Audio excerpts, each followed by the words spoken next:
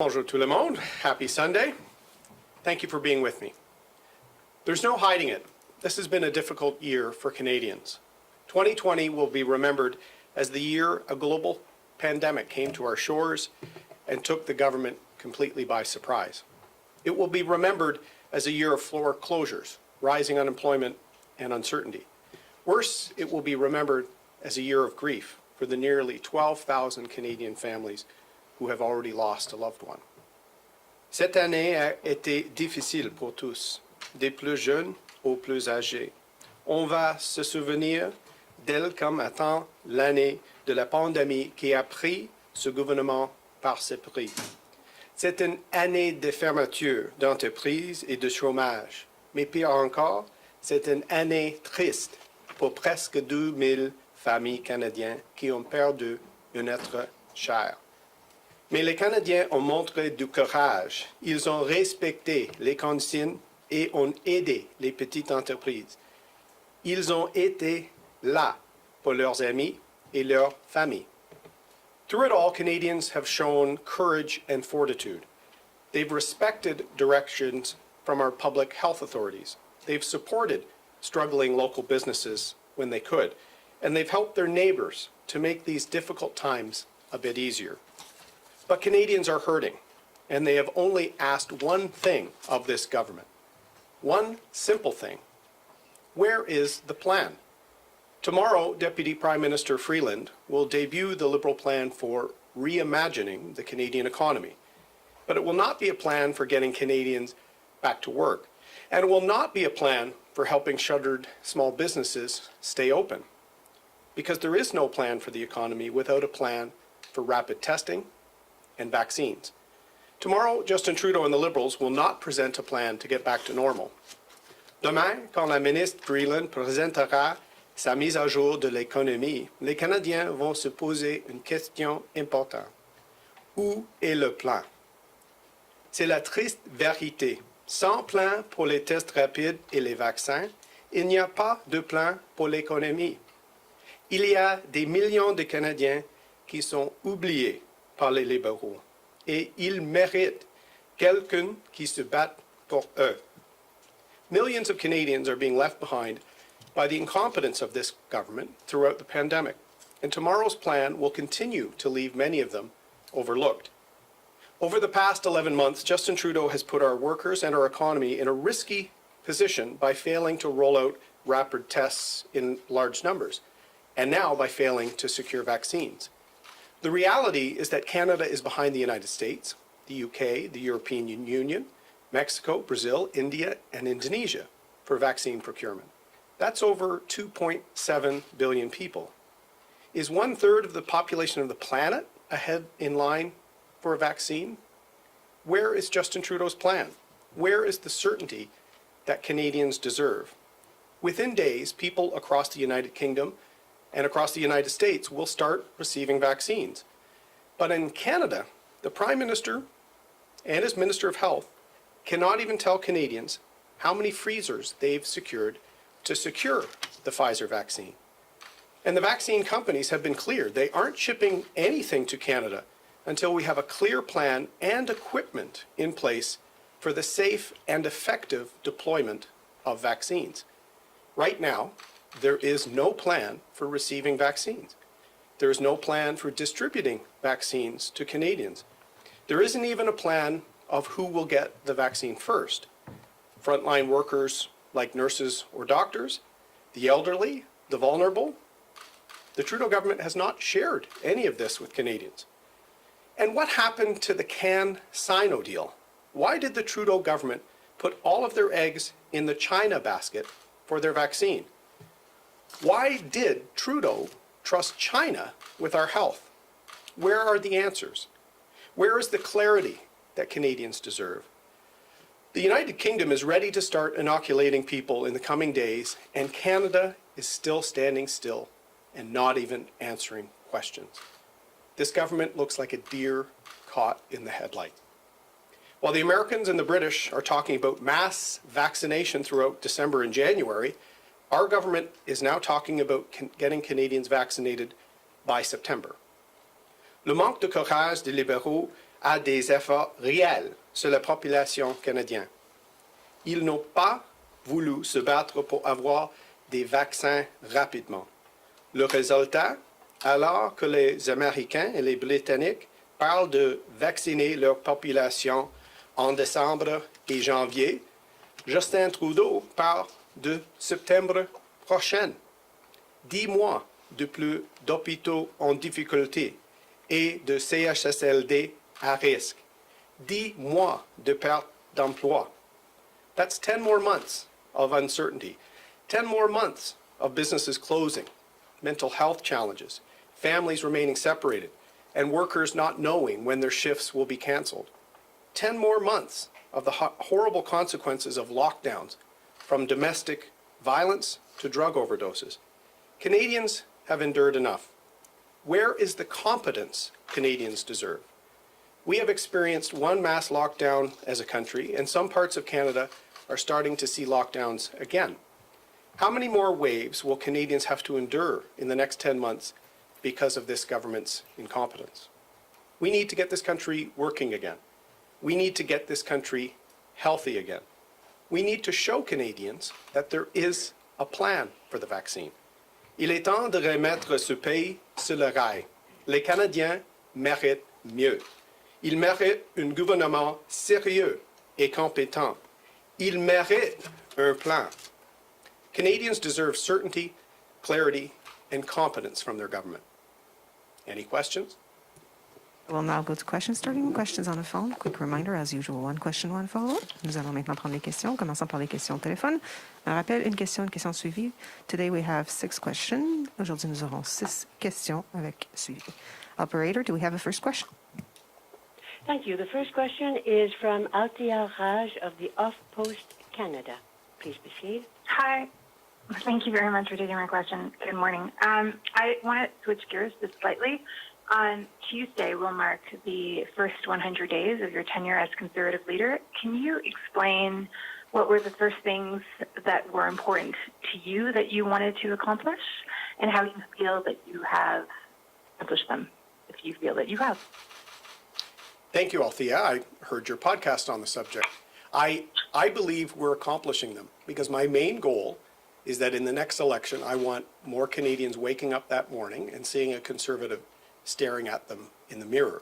More young people, more women, more new Canadians, members of the LGBTQ community, Indigenous Canadians. I've been trying to reach out and also articulate how a plan for rapid tests, how a plan for vaccines, how a plan for the economy helps everyone, and that it's time for a government that can be ethical, can be ahead of a crisis, not at the tail end. And I think as more Canadians get to know me, that central goal I set at 1:30 in the morning when I gave my first speech, Althea, that's been my driving mission, and we're slowly making progress. And so for the first 100 days, I think we can see from the donations, the interest in our party, the nomination races we're having from coast to coast, there's a lot of interest in our party, and I'm going to continue to work hard.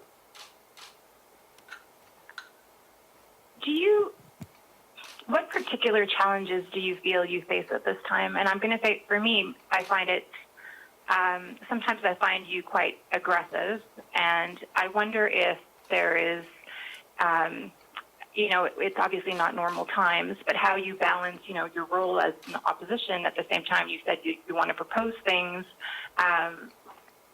What challenges do you feel that you face in accomplishing that goal? Well, the biggest challenge I faced was when I brought COVID into my home as a brand new leader. Obviously, that was something very stressful for our family. But there is a challenge inherent in being opposition. My wife has often commented, you have to do more than just oppose. You have to seem optimistic and hopeful for our country, which I am.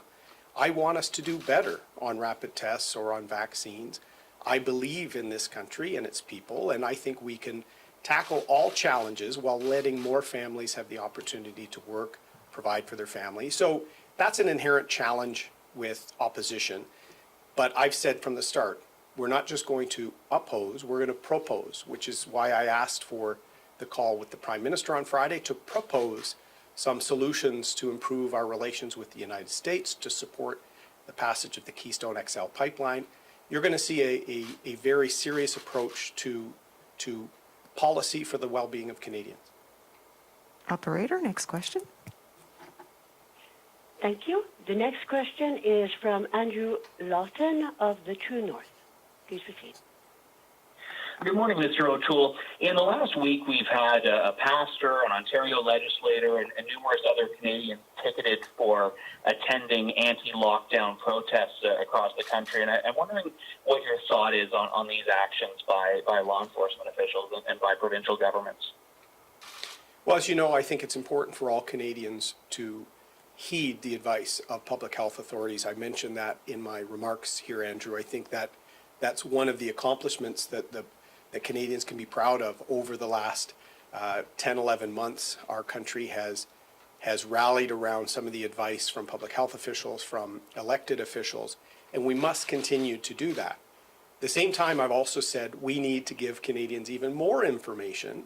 I've been asking the Prime Minister this. I suggested this to Dr. Tam in one of my briefings. We need to allow Canadians to make even smarter decisions. Where are transmissions taking place so that they can guard themselves? We've now practiced distancing, mask usage, hand washing, and other things, which were the early direction in the pandemic.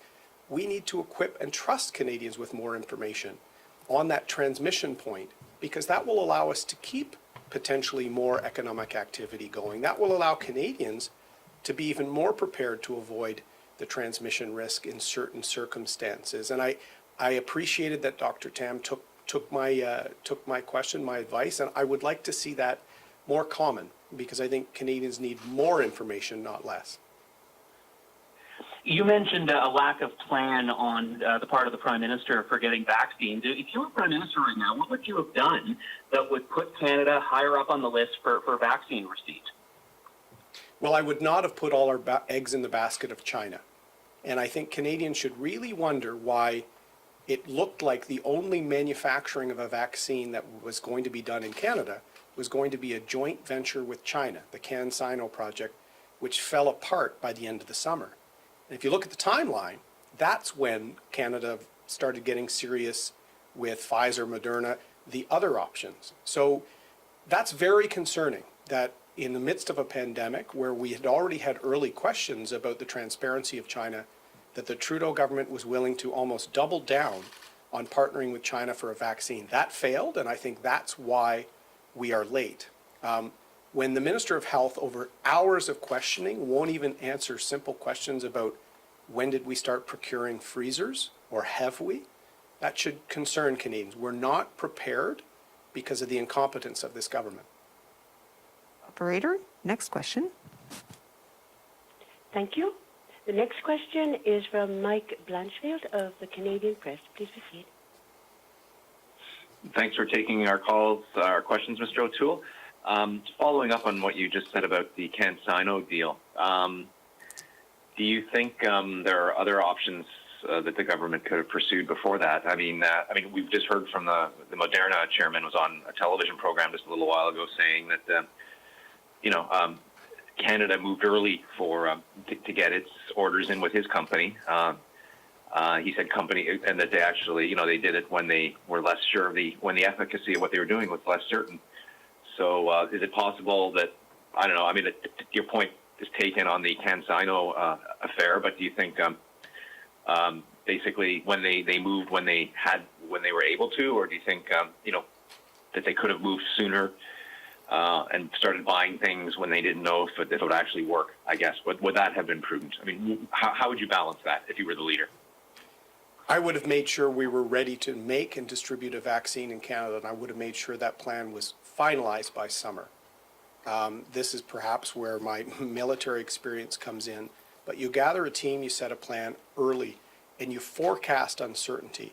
So the Trudeau government did not do that. They thought they were going to do almost all of their vaccine work with the CanSino project and then signed procurement deals, supply deals with other providers, but we will be back of the line not manufacturing here. That was a mistake. Let me say this to you, Mike. There will be parts of Canada that will not get the Pfizer vaccine at the same time as other parts of the country. because the government has not secured the logistics chain required for a vaccine, a two-dose vaccine that needs to be stored at -70. Why do you think Minister Haiju won't answer questions about freezers and refrigeration? Because they're months behind where they need to be.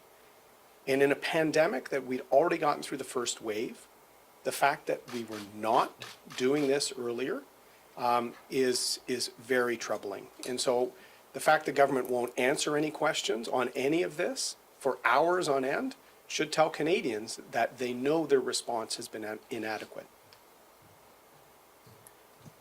And follow up, can you outline two specific things you want to see in the fiscal statement to help Canadians? What are your top two priorities, and can you elaborate on them?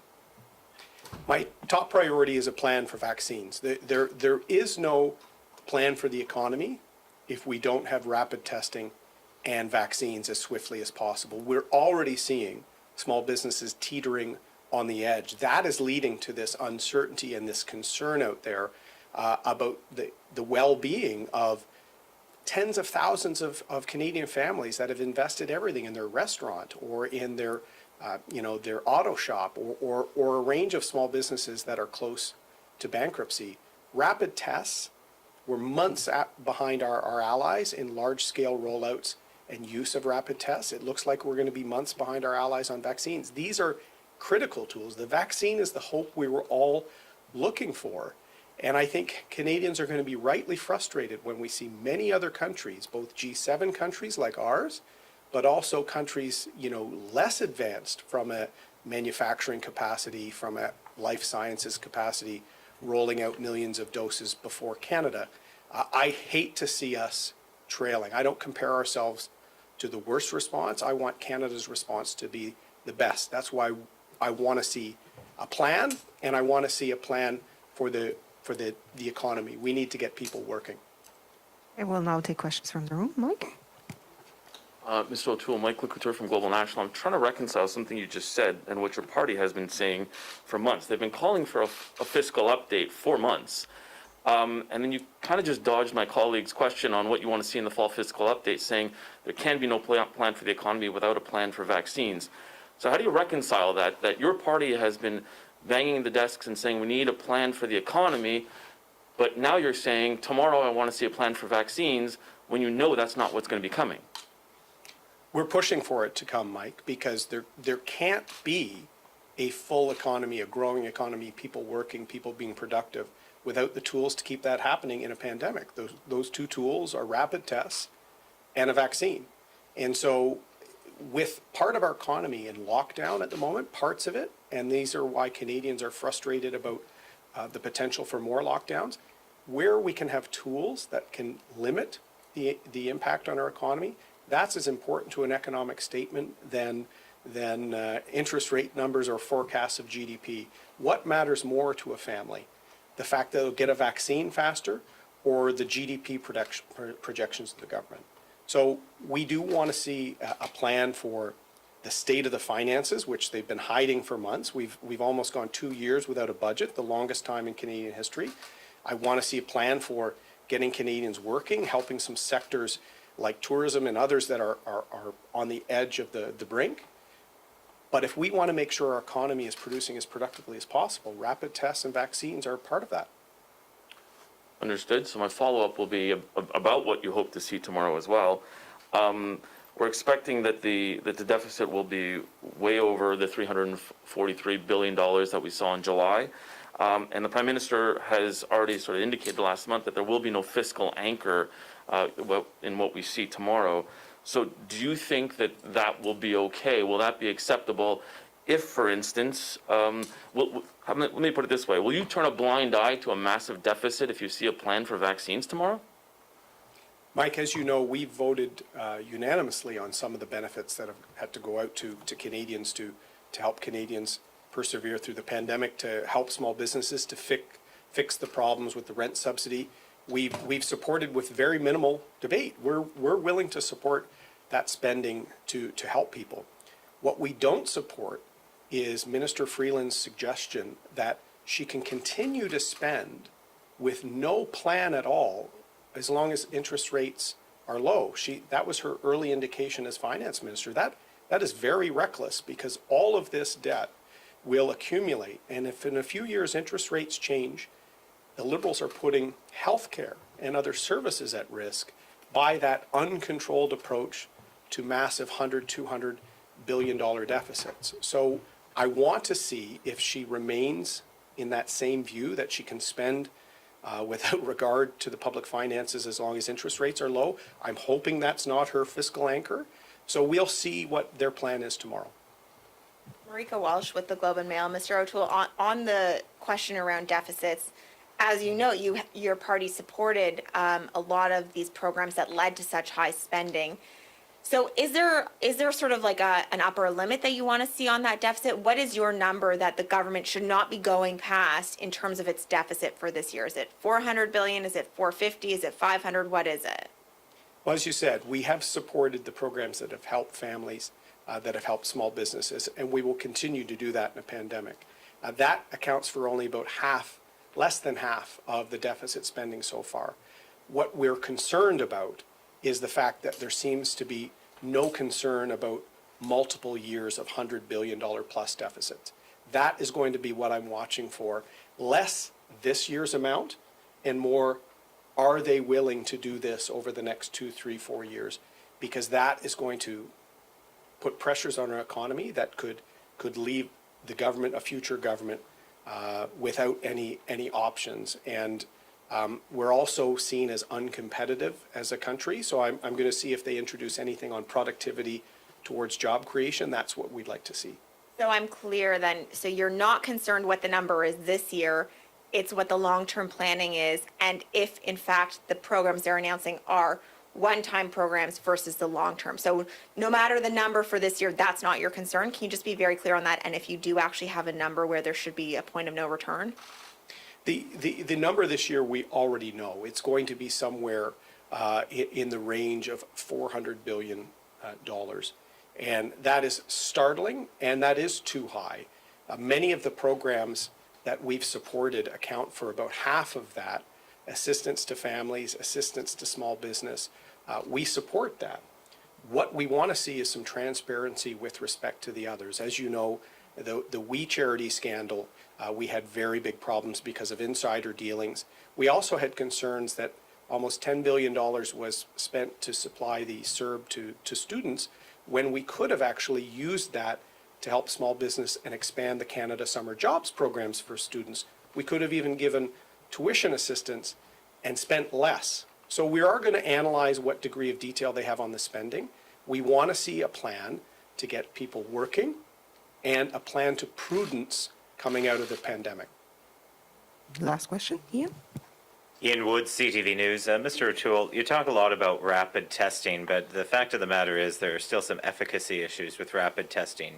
Dr. Bonnie Henry in BC hasn't rolled it out in, let's say, long-term care homes because some of them are only 95% effective. So are you putting all your eggs in the basket of rapid testing, hoping that, we can just open everything up with a 95% effective test?